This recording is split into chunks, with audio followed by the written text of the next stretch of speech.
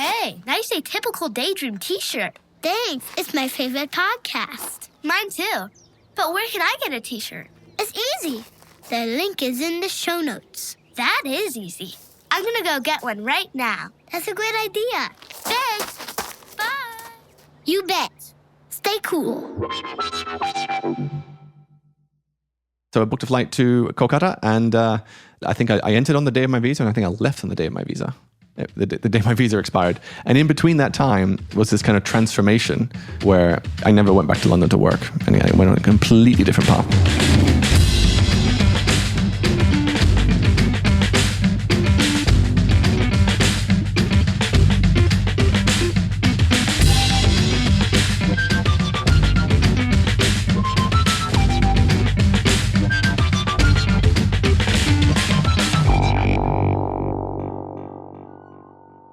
Hello, my atypical daydreamers. Welcome to the show.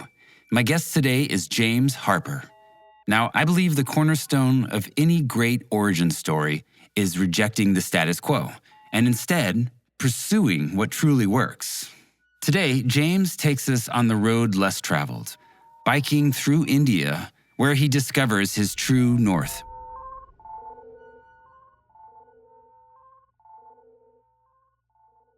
It was a choice that I made, that my rational brain made, but it wasn't like my emotional side. I remember a conversation around the dinner table with my folks, and I said, I want to pursue music, after school. So I want to apply to music universities. And they said, oh, I don't know about that. Can you make a career in music? Oh, I don't know. It's very risky. Oh. Yeah, and nobody I knew, I had no creative friends. They were all sons and daughters of bankers and ambassadors and, whatever, politicians. They all went off to do very important things like studying economics or politics, sciences, whatever it was. And so I didn't really have the confidence in myself to say, no, I really want to pursue music. I loved history, but then I was like, history, that's not really useful enough, is it? That's not what the global economy needs right now, more historians. So I found a course in the UK at York University, which offered economic history. I'm like, okay, great, right. So you have the history, great, tick, which will be fun and interesting. And then you have the economics, which will be like an add-on, and I'll learn some stuff. And that's like useful for the job market. I don't know if you know anything about economic history, but it's extremely dull. It's the driest way to look back at history because it's just numbers. So it completely lacked a story. I kind of went with the flow again and chose to get a career in finance to start off with. But my God, it was so dry. I just couldn't relate to the people, personalities that I wasn't clicking with. There's so much to see in the world, so much to explore. I'm like 22, for God's sake. And I can see myself in 20 years. I look at the corner of the office, the corner of the floor, and there's the head of the department. And if I knuckle down and kind of work hard for the next 20 years in this environment, I might become that person. And I'm like, but that's my youth. That's my, there's so much about the world I want to explore. This can't be it. And before I knew it, I started making decisions that led me down a path to just quitting. I don't know what I want to do, but I want to just have more of an adventure. And when I told my friends that I was going to quit and go traveling, they thought I was a bit crazy. It's like, really? What? Why? Who? What? Can you do that thing? Can you? Is that allowed? Yeah. So basically, I saved a bunch of cash. I had my first 6 months planned out, which was basically it was going to take me to. The first thing I did was go to Budapest, where I was going to learn how to get an English teaching English as a second language qualification, the CELTA. So I did that qualification, and then go to Africa and explore parts of it. Went to Kenya and South Africa. And then I had 3.5 months in the jungles of Borneo. Then the idea was to go to China, because China is the big thing, right? China is where everything happens. China was growing so fast. It was the future of the world. So you got to learn Chinese. You got to go teach English in China and then find some way into industry and then, make your millions.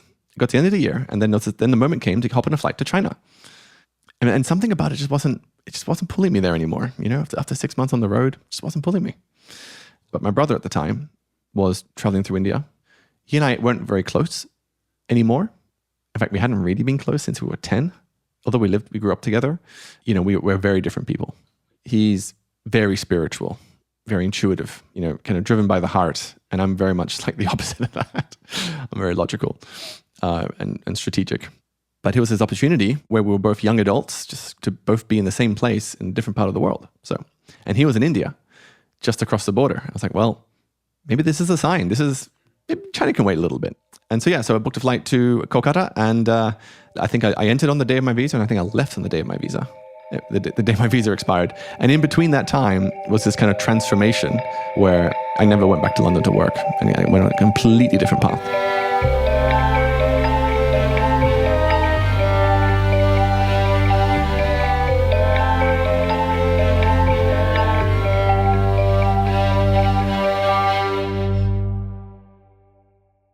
So my brother and I, we had a lot of ice to break after many years.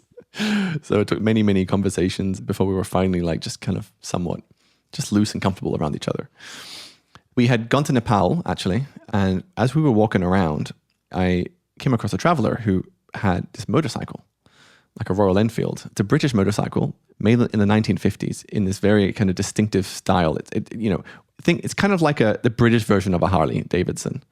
In India, they're everywhere because they bought the rights. Well, they had the rights to make this one model from the 1950s, and they just keep making, tens of thousands of them all the time. So there's loads of them floating around. And this one person I met while traveling through Nepal, he had one, and I'm like, oh, so you motorcycled across India? He's like, I did. I'm like, interesting.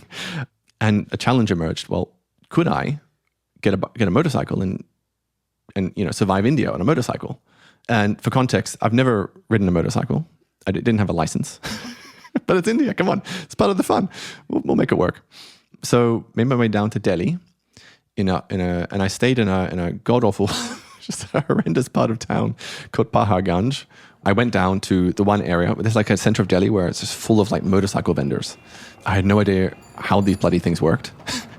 I mean, I had some idea. I had ridden a motorcycle once or twice before. At this point, I did it in Nepal. But these were like 350cc heavy things, going extremely fast. You could kill yourself easily. The sort of thing, if you try to kickstart it with the lever, if you're not careful, it springs back up, your knee flies up. And if you have your handlebars in the wrong place, you've broken your knee. It was hot, dusty and grimy on these streets and noisy. Because these things are loud.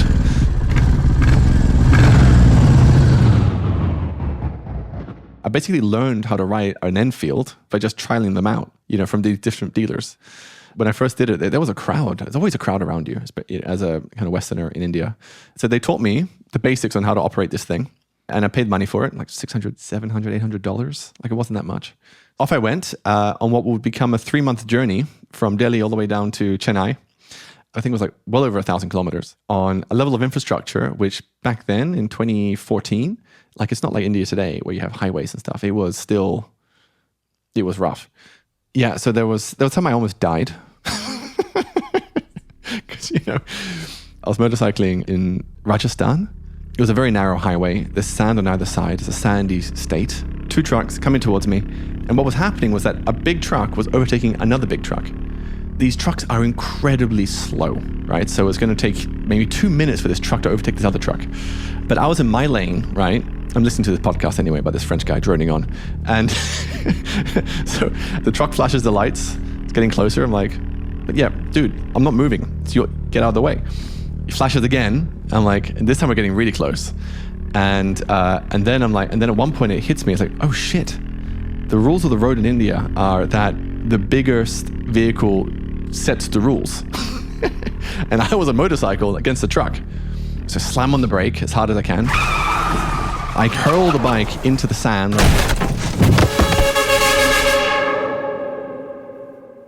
Immediately, the bike flips over. I go flying. And fortunately, I had kind of fallen onto the sand and flown back onto the tarmac as those trucks had gone past me. And I was screaming bloody murder. I was so angry. I was so angry. Oh my God. It's like learning the rules, It's like I was really shaken up. So I collected myself. And then I kind of wheeled my bike along the highway because what else are you going to do? It's the middle of nowhere.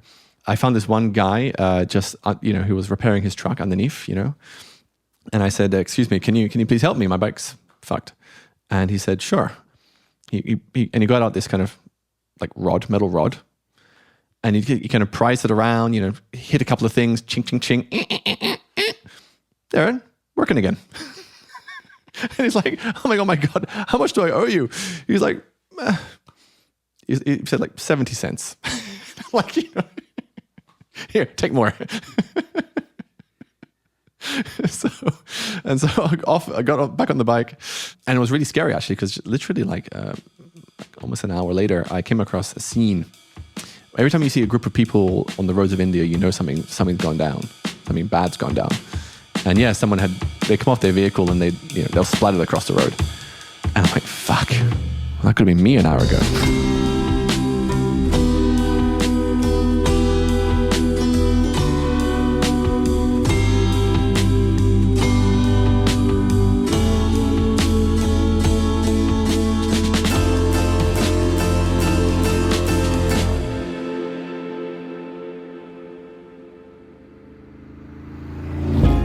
Hey, it's Josh. Hope you're enjoying the podcast. And if so, are you wanting more road stories? Well, good news. I've got you covered. Consider becoming a patron. You'll have access to loads of great bonus stories that there just wasn't time for. And you'll be supporting a truly independent podcast. Find the link in the show notes. And thanks.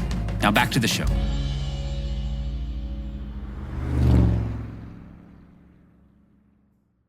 The journey continues. I went further and further south, ended up near the Pakistani border, just kind of gate crashing a Hindu-Muslim festival in the middle of the desert.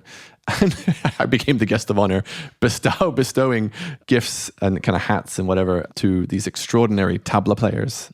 And going on these rides, which had just kind of sprung up in the middle of the desert, powered by generators. And, health and safety, it just looked so dangerous, but oh well. You live once, gotta give it a try.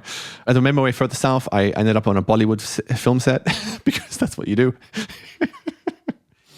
And then almost froze to death during the monsoons, and had to get out of a park before it closed, before I got eaten by lions, and got arrested for trespassing in Auroville, a hippie hotspot in the south of India. So that was that. Again, this is all part of this just pushing the limits and exploring oneself and the world and what it has to offer, right? 3 months is up. I have a month and a half left on my visa. I'm not interested in motorcycling across India further. I think I'm done. I've had enough experiences. Thank you very much. But now what? The big issue I'd been facing this entire time was like, well, where do I go in my life now, right? Because I left finance.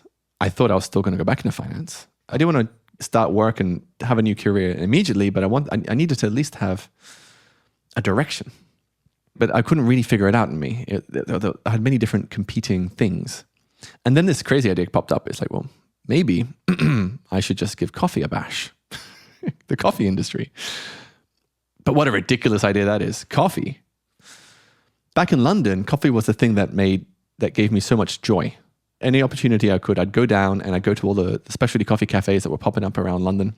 And, the vibe, the energy of the baristas, the flavors of the coffee. Such a cool, fascinating industry, which had so many connections across the world and in history. And I'm like, there's just so much here. But then I was like, but that's not a career. Everyone, I got friends who are getting promoted to this and that, running departments, earning, big bucks. And what, I'm going to work as a barista? This is ridiculous. So I scuttled the idea, but I still didn't know what I wanted to do. And then it was like, okay, well, I have a month and a half left on my visa. I really have no idea where I want to go next. And I had heard that this would be a good time. It's like May, June time. There's a window if you want to cycle through Kashmir on a bicycle. And I thought, well, I've just been through some crazy shit on a motorcycle, not really knowing what I was doing, and kind of survived. So let's push it again. Let's hop on some push bike and go through Kashmir and see what happens. So that's what I did. I sold the motorcycle, bought a bicycle, made a friend at the bicycle shop in Delhi, and he also wanted to do the trip with me. And so we set off on the bus to Srinagar, which is the capital of Kashmir. Very strange. You get there, it's full of policemen everywhere, military police, the military themselves. And then from there, just began cycling up and up and up. It was going to be 2 or 3 weeks of just mountain passes of like 4,000 or 5,000 meters high. You would easily do 2,000 meters ascent in a day, get up to like 4,500 meters and then kind of go down again. Quite limited infrastructure. There are no hostels, not that many restaurants. You'd be lucky if every 50 kilometers there was like a daba, some local people who basically set up a tent with some carpets, some dal, and you'd cycle in, eat the dal, sleep in the carpets, get up the next morning, get off. I should say quickly, so my friend I did this with, he had a medical problem at one point, some kind of stomach pain, and so he wasn't up for continuing with me. So we hitchhiked on